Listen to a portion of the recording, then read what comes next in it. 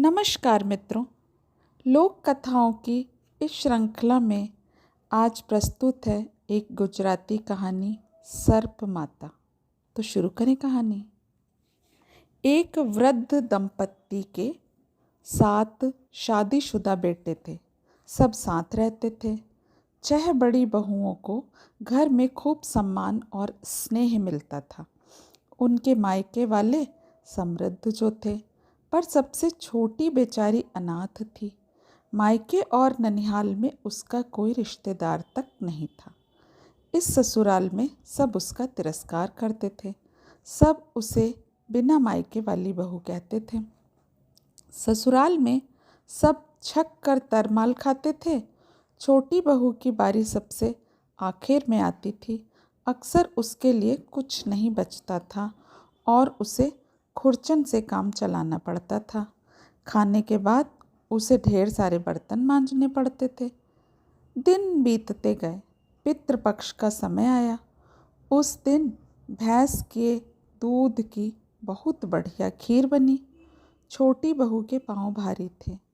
उसका मन खीर खाने के लिए ललचा रहा था, पर उसे खीर के लिए कौन पूछता भला। सबने चटखारे ले लेकर खीर खाई। उसके लिए हंडिया में अधजली खुरचन ही बची। उसने सबकी ओर देख कर कहा, मेरे लिए यही बहुत है। उसने सावचेती से खुरचकर खुरचन को एक कपड़े में बांधा और उसे ऐसी जगह पर खाने का निश्चय किया जहां उसे कोई न देखे। कुएं से पानी लाने का समय हो गया था। वह कुएं पर पहुंची तो वहां गांव की औरतों का जमघट लगा था। छोटी बहू ने सोचा कि सब चली जाएं, तभी वह खीर की खुरचन खाएगी। उसकी बारी आई तो उसने खुरचन की छोटी सी पोटली को सांप के बिल के पास रखा और पानी खींचने लगी। सोचा पहले नहा लूं, फिर खीर खाने का अधिक मज़ा आएगा। सो वह स्नान करने लगी। इस बीच एक नागिन बिल के बाहर आई। वह भी गर्भवती थी। खीर की गंध से वह खींची चली आई। उसके मुंह में पानी भर आया। खीर चट करके वह वापस बिल में घुस गई। उसने तय किया कि अगर खीर के मालिक ने चोर को बुरा भला कहा तो वह उसे डस लेगी। नहाने के बाद छोटी बहू बड़ी उमंग से खीर की खुरचन खाने के लिए आई। उसने देखा कि कपड़ा तो पड़ा है, पर खुरचन गायब है। खुरचन का एक कण भी बाकी नहीं बचा था। बहू चीख पड़ी, ओ ना, मुझे घर पर खीर मिली और ना यहाँ। लगता है मुझ जैसी किसी दुखियारी ने खीर देखी और वह अपने को रोक ना सकी। चलो मैं ना सही, कोई तो तृप्त हुआ। यह सुनकर नागिन बिल से बाहर आई। पूछा, तुम कौन हो भली मानुस? मैं एक दुखियारी हूँ माँ। मैं गर्भवती हूँ और मैं खीर खाना चाहती थी। मैं कुछ खुरचन लाई थी, पर मैं नहाने गई थी तो पीछे से कोई खा गया। जरूर वह भी मेरी तरह दुखियारी होगी। हो सकता है वह भूखी हो। मुझे खुशी है कि मेरी खीर से कोई तो तृप्त हुआ। नागिन ने कहा, तुम्हारी खीर मैंने खाई है। अगर तुम बुरा भला कहती और श्राप देती तो मैं तुम्हें डस लेती, लेकिन तुमने मुझे अपनापन जताया है। मुझे बताओ तुम्हें क्या दुख है? माँ, मायके में कोई ऐसा नहीं जिसे मैं अपना कह सकूं। जल्दी ही मेरे पहले गर्भ का उत्सव है। यह उत्सव मायके वाले मनाते हैं, पर मेरे मायके में तो कोई है नहीं। कहते कहते उसकी आंखों में पानी आ गया। नागिन ने कहा, बेटी तू चिंता मत कर। आज से मैं तेरी माँ हूँ और मेरा घर तेरा मायका। हम इस बिल में रहते हैं।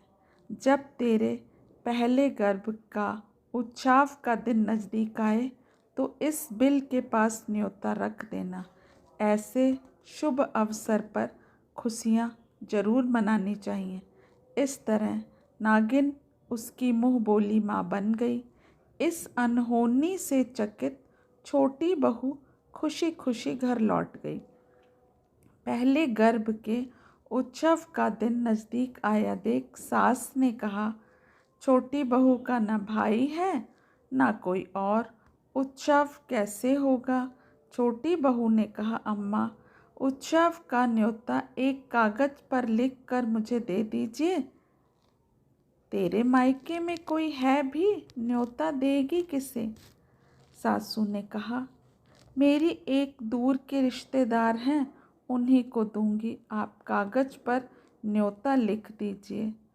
तो सुनो, घर में नहीं दाने, अम्मा चली भुनाने। तेरा दिमाग तो नहीं फिर गया? आज अचानक यह रिश्तेदार कहाँ से टपक पड़ी? पड़ोसन ने कहा, अरे छोड़ो भी, दे भी दो बेचारी को, एक कागज़ के टुकड़े में तुम्हारा क्या जाता है। सो छोटी बहू कुएं पर गई और सांप के बिल के पास न्योता रख आई। पहले गर्भ के उत्सव का दिन आ गया। सास और जेठानियाँ छोटी बहू की खिल्ली उड़ाने लगी। थोड़ा धीरज रखो, इसके मायके से, ननिहाल से और भी जाने कहाँ कहाँ से इसके रिश्तेदार आने ही वाले हैं। वे इसके लिए उपहार और संदूक भर के कपड़े लाएंगे। उनके नहाने के लिए पानी गर्म करो और लापसी के लिए दलिया लाओ, वे बस आने ही वाले हैं। वे उसे चिढ़ा रही थी और फप्तियाँ कस रही थी कि मेहमान आ गए। बाकी लाल पगड़ियों में वे मुगल अमीर सरीखे लगते थे। राजपूती पहनावा पहने गोरी चट्टी महारानी सी एक स्त्री भी उनके साथ आई थी। छोटी बहू ताड़ गई कि यही सर्प माता हैं। सास और जेठानियाँ दंग रह गईं। वे बड़बड़ाने लगी, ये कहाँ से आ गए? इसके ना कोई मायके में है और ना ननिहाल में, जाने ये कौन है और इतने पैसे वाले। बुजुर्गों ने मेहमानों की अगवानी की, आइए आइए, इसे अपना ही घर समझिए। छोटी बहू के रिश्तेदारों के चरण हमारे घर में पड़े हैं, धन्य भाग हमारे।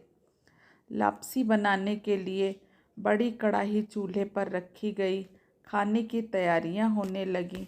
सर्प माता छोटी बहू को एक तरफ ले गईं और कानों में फुसफुसाईं, बेटी, हम कुछ नहीं खाएंगे, बस मसालेदार गरम दूध इस कमरे में रखवा देना, दरवाज़ा बंद करने के बाद हम पी लेंगे। तुम तो जानती हो, सांपों की खुराक अलग होती है। छोटी बहू ने सास से कहा कि उसके रिश्तेदारों का खान पान अलग है, वे सिर्फ मसाला दूध ही पीते हैं। खाने का समय हो गया। गर्मा गर्म मसालेदार दूध के भगोने कमरे में रख दिए गए। उन्होंने दरवाज़ा भीतर से बंद किया, अपने असली रूप में आए और भगोनों से मुंह लगाकर पलक झपकते सारा दूध पी गए। छोटी बहू के पहले गर्भ का उत्सव बहुत धूमधाम से मनाया गया। मेहमानों ने छोटी बहू के पति और उसके रिश्तेदारों को तरह तरह के गहने और ढेरों कपड़े दिए। सबके आश्चर्य का ठिकाना ना रहा। देखो तो कितना सामान लाए हैं, इतना तो कोई नहीं लाया। उत्सव के बाद मेहमानों ने कहा, अब हम चलेंगे, आपकी आज्ञा हो तो प्रसव के लिए बहन को हम साथ ले जाएं। सास ने कहा, जरूर जरूर, क्यों नहीं, आखिर वह आप लोगों की बहन है, भला इसमें क्या पूछना। मेहमान बोले, इसे लिवाने के लिए किसी को भेजने की ज़रूरत नहीं, हम आप ही पहुंचा देंगे। सब उन्हें विदा करने आए।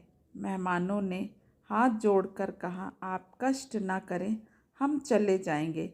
जब सब वापस घरों में चले गए तो सर्प बांधव बहू को अपनी बांबी पर ले गए। कहने लगे, बहना डरना मत, हम अपने अपने असली रूप में आते हैं। अब हम तुम्हें भी बाम्बी में ले चलेंगे। बहू ने कहा, मैं क्यों डरूंगी भला। सब बाम्बी में घुस गए। छोटी बहू को भी अपने साथ ले गए। अंदर काफ़ी बड़े बड़े कमरे थे। कमरे धतूरे के फूलों से भी अधिक सुंदर थे। पलंग और झूलों की मोहकता का तो कहना ही क्या। घर की मुखिया सर्प माता के बैठते ही झूलने वाला हौले हौले आगे पीछे झूला होने लगा। नाग देवता के सर पर मणि चमक रही थी। उनकी बड़ी बड़ी मूछें थीं। वे सैटिन की नरम गद्दीदार चौकी पर बैठे थे। नाग देवता छोटी बहू से अपनी बेटी की तरह स्नेह करते थे और पाताल लोक में उसकी छोटी से छोटी ज़रूरत का ख्याल रखते थे। सोने चांदी के पलंग पर वह खूब झूलती थी। उसके नए माँ बाप और छोटे बड़े सब लोग उसका बहुत मन रखते थे। नाग माता के प्रसव का समय आ गया। उसने छोटी बहू से कहा, सुनो बेटी, मैं तुम्हें एक बात बताना चाहती हूँ। इसमें डरने की कोई बात नहीं है। हम जानते हैं कि अगर हमारे सारे सपोले जी जाएं तो दुनिया में सब गड़बड़ हो जाएगा। तब दूसरे जीवों का जीना दूभर हो जाएगा। उनके लिए चलना फिरना भी मुश्किल हो जाएगा। इसलिए सपोलों के जन्म लेते ही माँ उन्हें खा जाती है। जो भाग जाते हैं वे ही बचते हैं। मुझे ऐसा करते देख तुम घबराना मत। नाग माता की प्रसव की वेला छोटी बहू दिया थामे पास ही खड़ी थी। अंडों के बाहर आते ही नागिन उन्हें खा जाती। यह देखकर छोटी बहू, जो खुद माँ बनने वाली थी, का मन जुगुप्सा से भर गया। उसका हाथ कांपा और दिया गिर गया। अंधेरे में दो सपोले अंडों से निकलकर भाग गए। नागिन उनकी पूंछ ही खा पाई। गर्भ के 9 महीने पूरे होने पर छोटी बहू ने देवताओं की अंगूठी जैसे सुंदर बेटे को जन्म दिया। बेटा दिन दिन बड़ा होने लगा। जब वह घुटनों पर चलने लगा तो बहू ने सर्प माता को कहा, तुम मेरे लिए जो कर सकती थी उससे भी ज़्यादा किया। जी तो नहीं चाहता पर जाना तो होगा ही। मुझे घर पहुंचवा दो। सर्प माँ ने उसे गद्दे, पालना, हार, चूड़ियाँ, तरह तरह के गहने और अनेक उपहार दिए और कहा, बेटी एक काम करो, अपने दादाजी के मुंह में अपना हाथ डालो।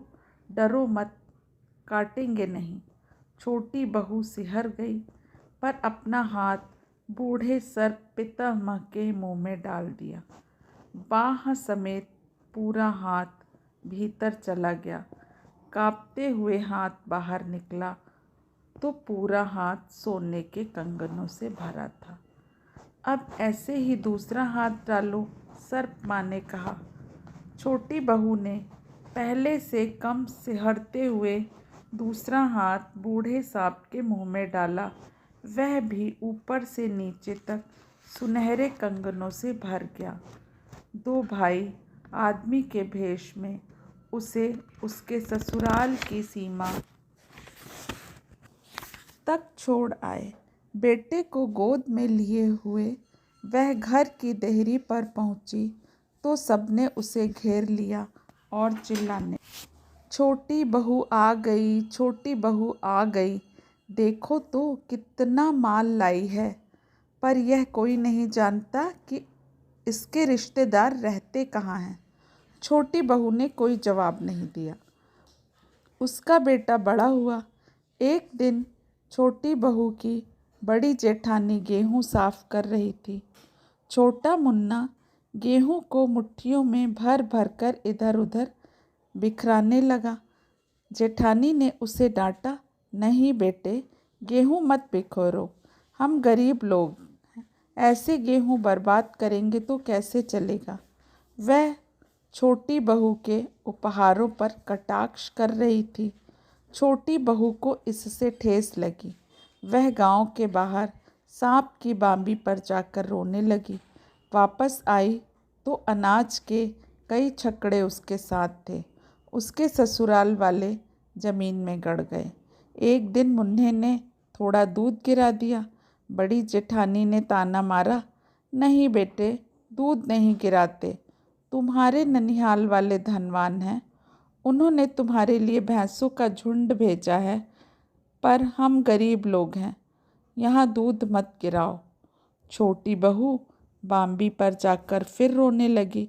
सर्प माता बाहर आई और बोली, सब ठीक हो जाएगा, चिंता मत करो, जाओ घर जाओ, पर जाते समय पीछे मुड़कर मत देखना और नट को कभी छाछ मत डालना। रास्ते में नागेल नागेल कहते जाना। छोटी बहू वापस घर के लिए लौट पड़ी।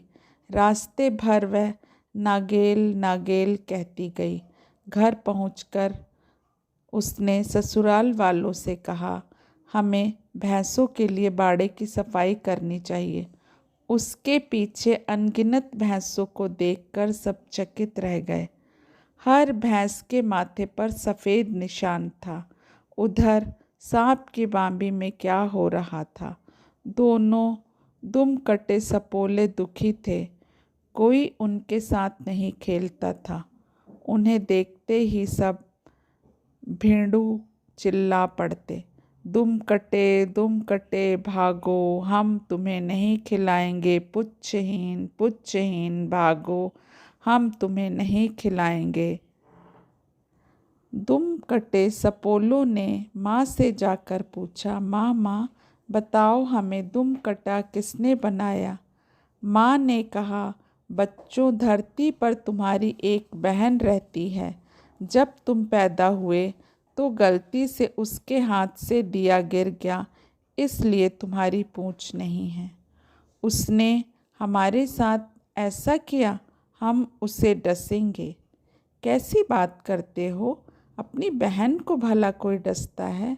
यह बहुत भली बात नहीं है। वह तुम्हारी बहन है और तुम्हें आशीष देगी। ठीक है, अगर वह हमें आशीष देगी, हम उसे साड़ी और कुर्ती देकर लौटेंगे। लेकिन उसने हमारे लिए कुछ अंट शंट कहा तो हम उसे ज़रूर डसेंगे। माँ कुछ कहती उससे पहले ही दोनों वहाँ से चंपत हो गए। वे सीधे बहन के घर पहुँचे। शाम हो गई थी। एक डेहरी के पास छुप गया और दूसरा घड़ों के पीछे। दोनों ने तय किया उसके आते ही उसे डस लेंगे। जब छोटी बहन डेहरी पर आई तो उसका पाँव किसी से टकराया। छोटी बहन ने कहा, मेरे माँ बाप नहीं हैं, अगर मेरे पाँव से किसी को ठोकर लग गई हो तो मेरे मायके वाले मुझे माफ़ करें। सर्प देवता मेरे पिता हैं और सर्प माता मेरी माँ। उन्होंने मुझे गहने और रेशमी कपड़े उपहार में दिए। यह सुनकर वहाँ छुपे दुमकटे सपोलों ने सोचा, यह हमें कितना चाहती है, मैं इसे कैसे डस सकता हूँ। फिर छोटी बहू पानी के घड़ों के पास गई। वहाँ भी उसका पाँव किसी से टकराया। उसने फिर यही बात दोहराई। दूसरे दुमकटे सांप ने भी सोचा, यह हमें कितना चाहती है, मैं इसे कैसे डस सकता हूँ। तब दोनों भाइयों ने आदमी का रूप धरा और बहन से मिले। उसे साड़ी कुर्ती दी, भांजे को सोने के कड़े दिए और बांबी पर लौट आए।